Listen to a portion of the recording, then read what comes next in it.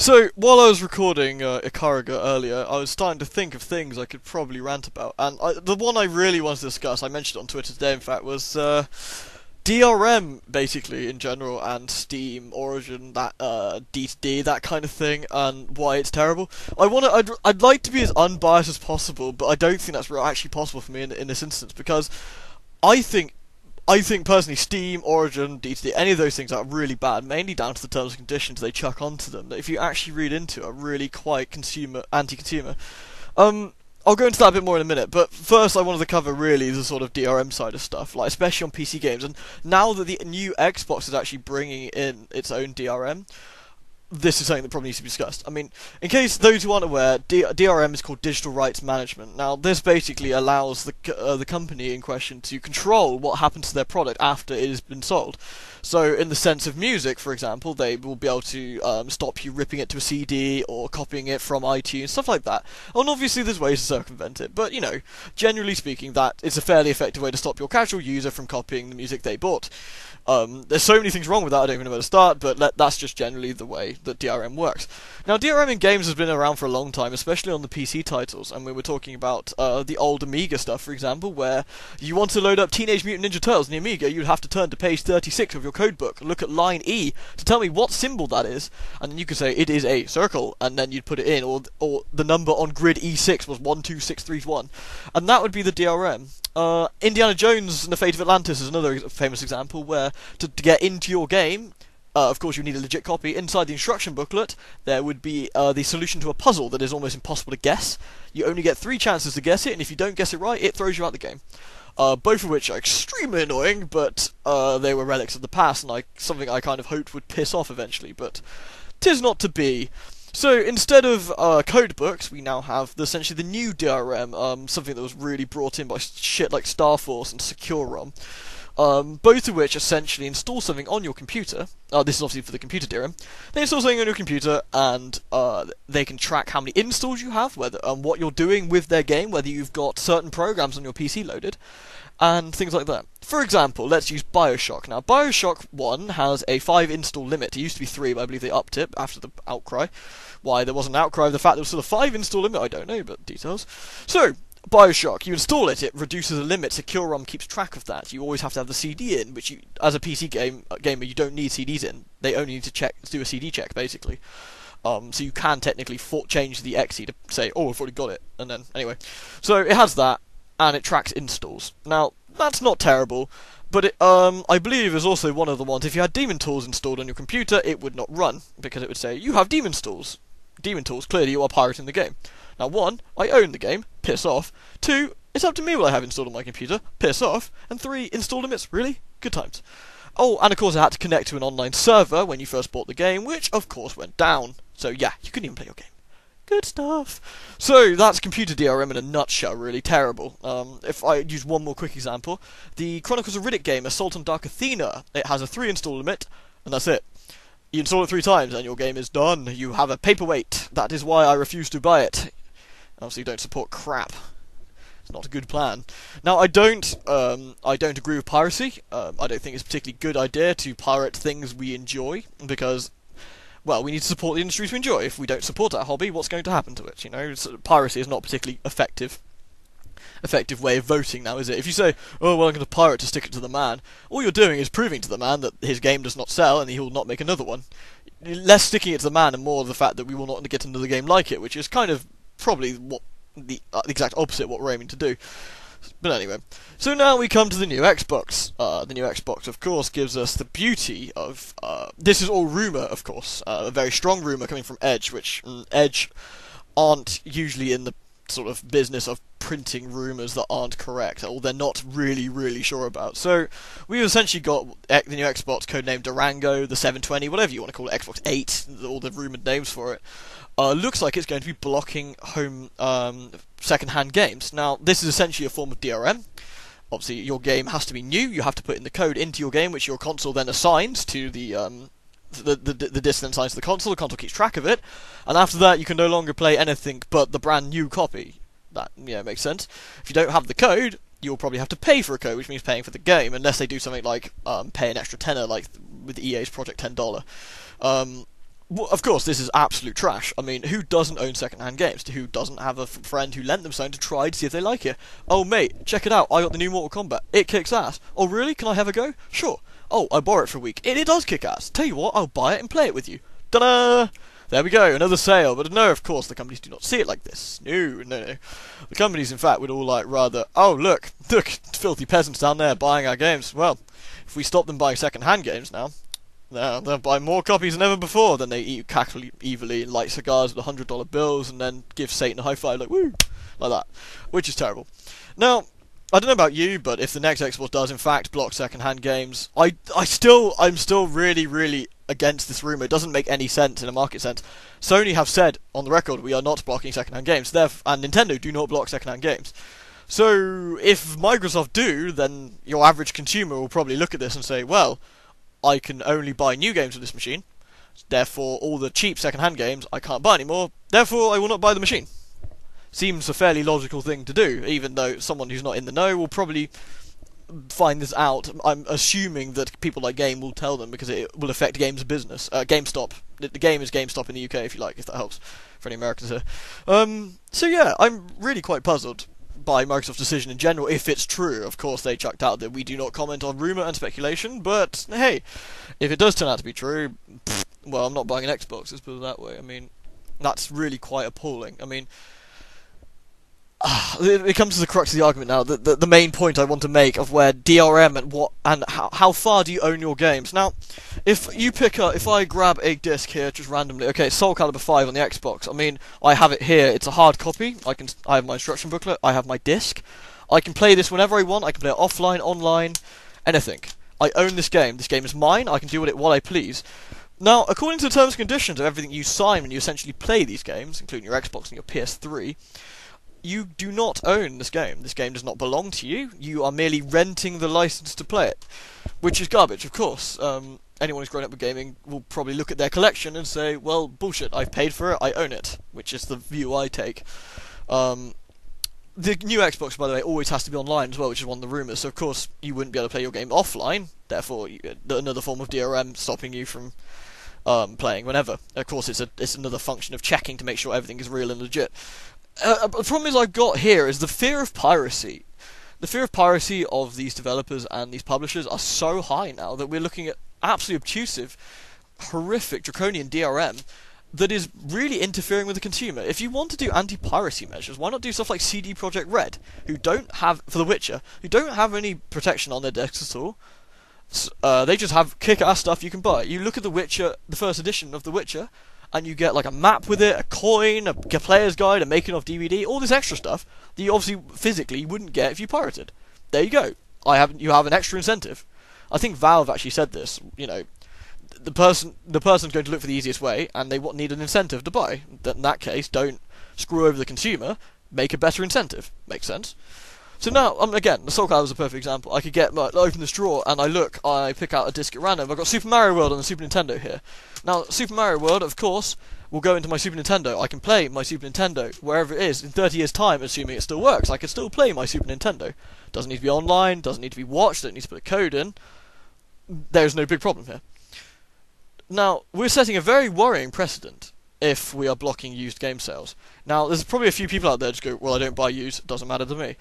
Which could be very true. It might not matter to you, but it's the precedent it sets is the problem here, not the fact that one person is bothered by it. You're looking at manufacturers with almost total control over their products, which is not right. I mean, you're paying your £40, your $60, your €50. You expect to have that product in your hand and be able to do whatever you please with it. And if they're stopping that, that's not acceptable, and that should not be allowed to happen. You don't want to be supporting this. And just look around at your gaming collection. If someone said to you one day, your license is now gone, and none of these things are now any use to you, all the discs are completely useless, then you're going to be quite disappointed and upset, aren't you? I mean, your collection is now completely worthless. You cannot play anything. Or your internet connection goes. You can no longer play your games. I mean, how irritating is that? It's ridiculous. So, with that, we now move nice and smoothly into Steam and Origin and Direct to Drive and all the others. Impulse. So, Steam, let's start with you. Now, I've made it clear before, I don't like Steam. There are many. Like, I'm trying to, like I said, not to be biased here. There are many, many fantastically great things about Steam. Just looking at my Steam now, I've got loads of games on here. Typically, all these things can be accessed from any PC I own or any PC I want to go to. I can just go to a friend's house. I can load up my Steam account and download stuff. That's great. I can play Torchlight 2. Yeah, just play it. Why not? Time Gentleman, please. Yeah, I'll install that. No problem. That's great. The prices are usually quite competitive. It's absolutely fantastic. I can just wait for a sale and pick up something great for a £5. Good stuff. People that would not be able to release a game commercially via disc can release it via Steam and other digital distribution platforms. The Amnesia guys, for example, wouldn't do a box set in Europe because it's just not worth their time and money to do so. But digital distribution won't cost them a penny, except for the very small bandwidth cost it'll take to get it on their servers and stuff. Great. That you've made the perfect platform for indie developers, which I love. I think that's fantastic. You have so many games available at your fingertips, a massive store available in many countries. That's great. Like I said, I love that about Steam. There are many, many fantastic great points. On the flip side, you have the ridiculous terms and conditions with Steam. You do not, again, own any of your games, and if at any point Steam do not want you to play your games, that is it. You have no say in it. The terms and conditions you sign give them complete control over your gaming collection, which you have paid hard-earned money for. Now, many of you will work. Many of you will work long hours to earn money to pay for your hobby. You wouldn't expect someone to take your sandwich off you because they said you don't own your sandwich. I'm sorry, and you're like, well, I paid for my sandwich. And they say, well, no, actually, you've just paid a license to look at your sandwich. Technically, it's from my goodwill that you are able to eat your sandwich, and I've decided your sandwich is no longer to be eaten. I'm going to take it back and shit on it, which is pretty unnecessary. But there you go. Now, I don't find that particularly. I don't find that a good thing. I mean, the EULA that they actually use is completely bullshit. For starters, if you ever read it, it's all full of horrible technical jargon, which is not useful to your average layman like me. I mean, unless you actually research this stuff, you're not going to even look into it. The other fact that in Europe, your EULAs mean piss all. A lot of American companies think their EULAs actually cover stuff in Europe, which they don't. They don't hold water here. But they'll try and enforce it regardless. So, if I do something, let's say, I play Counter-Strike and I cheat, I don't know why I would be cheating, maybe I felt like an asshole this day. And the VAC automatic server thing, bam, blocks my account. Bam. It either decides, depending on the infraction, it will either block me from playing Counter-Strike, or, which is fair enough, I think, that's different, or it will nuke my account, which is not acceptable. That is not acceptable. You spent, say, £500 on your account for all these games, they're all gone. They're no longer accessible to you. And you ask them, please may I have my account back? And they could literally tell you, no, it's in the terms and conditions for you to piss off. Giving them that much control over it is horrible. The same fact, if they ever go under, they've always promised that they'll give your games an offline function, but they don't have to. It's just, again, a worrying amount of control and the terms and conditions which I don't like. The ability to not resell your digital games is also annoying, which, again, in Britain, actually you can't do anymore. I mean, you can tell Valve, I want either a refund or I want to be able to get the money back for my game so I can resell it, essentially. And they will refuse you at first, but they will have to do it. It's, something they should have really looked into. That's... Like, Green Man Gaming has something in place that lets you trade your games. Not all games, mind you, but certainly the majority of them. And that's a good start. It would be nice to have something like this, but the complete control they have of your account is not something I'm very happy with. The ability to lose playing your games because you've done something they disagree with, again, is not happy. You've paid for these games, they should be permanently yours, whether they like it or not. So, yeah, that's that. Origin is a big no-no for starters, and the fact it bloody scans your computer while you're playing is hideous. Whether it still does that or not, I don't know. The only reason I have Origin installed is for Dead Space 3, so thanks guys, appreciate that. Origin is a famous one for people getting banned on forums, getting their EA account banned, which nukes all their Origin games. Yeah, good job EA, thanks for that. I'll just piss away that money, it's paper. Which is why I'm not looking particularly forward to an all-digital future. Nintendo are particularly famous for being absolutely terrible at anything digital, so any games you may have paid for, if you swap your console over or your console dies and needs a repair, will be lost. Whereas a hard copy should always be that. It should always be something I own physically and be able to play. It's tricky.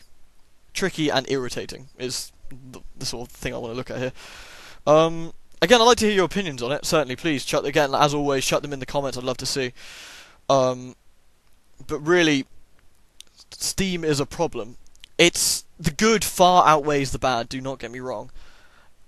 But it's still the control they have over your gaming collection, which you have paid for, I do not like. And the forced DRM that Steam uses, essentially. Steam is the DRM. It, again, is not something I'm particularly happy with. Yeah. The last point, again, Steam's prices in non-sale and all the console digital downloads in non-sale are bullshit. No digital game should ever cost more than a physical copy. It's ridiculous. Now, those of you who work with computers will know, and probably a lot of you don't, will also know this. Bandwidth is not hugely expensive. Bandwidth is actually fairly cheap in comparison, comparatively, to making a physical copy of a game and shipping it.